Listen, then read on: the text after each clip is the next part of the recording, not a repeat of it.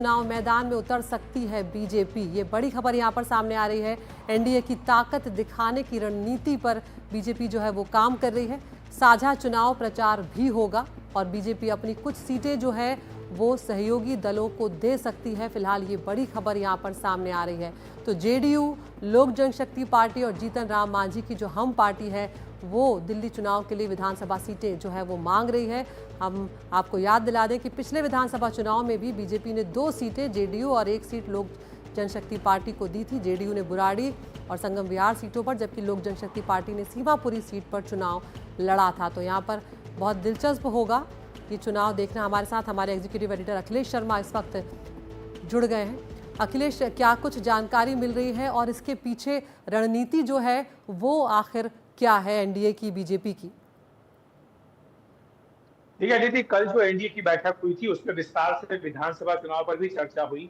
जो दिल्ली में विधानसभा चुनाव होने जा रहा है उसमें एनडीए के जो सभी घटक दल है वो किस तरह से अपनी ताकत दिखा सकते हैं, एनडीए की एकजुटता को किस तरह से प्रदर्शित किया जा सकता है, ठीक वैसे ही जैसे कि अभी झारखंड में किया गया और महाराष्ट्र में किया गया। तो इस पर यह विचार किया गया कि जिस तरह से पिछली बार विधानसभा चुनाव में 2020 में जेडीयू को बीजेपी ने 2 सीटें दी थी, लोक जनशक्ति पार्टी को भी 1 सीट बीजेपी ने यहाँ दिल्ली विधानसभा चुनाव में दी थी, ठीक वैसे ही इस बार भी उनको दी जा सकती है। बीजेपी ने पिछली बार 67 सीटों पर चुनाव लड़ा था, 3 सीटें सहयोगी दलों को दी थी। इस बार भी यही फार्मूला दिल्ली विधानसभा चुनाव में हो सकता है। लेकिन ये बात जरूर है कि पिछले विधानसभा चुनाव में जो दोनों ही सहयोगी पार्टियां हैं वो कोई करिश्मा नहीं कर पाई थी, दोनों ही अपनी सीटें हार गई थी और उनको 1% से भी कम वोट मिला था। लेकिन बीजेपी चाहती कि एक व्यापक एकता का संदेश दिया जाए। दूसरा महत्वपूर्ण फैक्टर वो है पूर्वांचली वोटर्स। दिल्ली में करीब 25% आबादी पूर्वांचली मतदाताओं की है।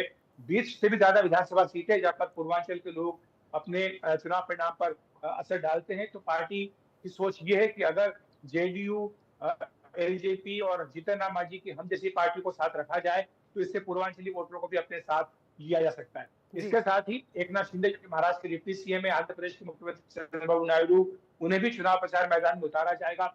इसके पीछे सोच ये भी कि जो मराठा वोटर है उन पर एकनाथ शिंदे और जिस तरह के तेलुगु वोटर्स है उनको चंद्रबाबू नायडू बीजेपी के पाले में, एनडीए के पाले में लाने का प्रयास करे। करीब 8 से 9 लाख जो है तेलुगु भाषी लोग दिल्ली में रहते हैं।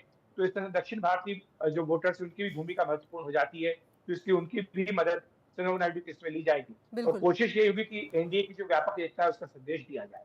अखिलेश, यहाँ पर हम जानते हैं कि दिल्ली में आम आदमी पार्टी जो है वो बहुत मजबूत है और बीजेपी बहुत लंबे वक्त से यहाँ पर सत्ता से दूर है। ऐसे में इस बार क्या अलग किया जा रहा है? हम देख रहे हैं कि सहयोगियों को साथ लाने की कोशिश की जा रही है, लेकिन क्या कुछ और अलग रणनीतियों पे भी काम किया जा रहा है? मुख्यमंत्री को चेहरे को लेकर कोई तस्वीर साफ हो पाई है? देखिए, मुख्यमंत्री के चेहरे को लेकर तो ये स्पष्ट हो चुका है कि बीजेपी कोई सीएम फेस लेकर चुनाव मैदान में नहीं उतरेगी। जहां तक उम्मीदवारों का प्रश्न है, हमें सूत्र जानकारी दे रहे हैं कि जल्दी ही यानी अगले 2 से 3 दिनों के भीतर बीजेपी की पहली सूची यहाँ पर आ सकती है। लगातार 2 दिनों तक मंथन हुआ है बीजेपी के शीर्ष नेताओं का, आरएसएस के भी फीडबैक मिला है और साथ ही दिल्ली प्रदेश बीजेपी के भी जो नेता है उनका भी फीडबैक मिला है। हर विधानसभा सीट पर कम से कम 3 उम्मीदवारों का पैनल वो तैयार कर लिया गया है और जल्दी बीजेपी की केंद्रीय चुनाव समिति की बैठक होने जा रही है जिसमें कि पहली सूची वो जारी होने की संभावना है। पार्टी का क्राइटेरिया यही है कि जो जीता उम्मीदवार है उनको टिकट दिया जाए। जो आम आदमी पार्टी और कांग्रेस से दूसरे नेता आए हैं उन्हें भी बीजेपी चुनाव मैदान में उतारेगी। साथ ही एंटी इनकम्बेंसी के लिए कुछ विधायकों का टिकट भी काटा जा सकता है। तो ये कुल मिलाकर के बीजेपी की रणनीति है।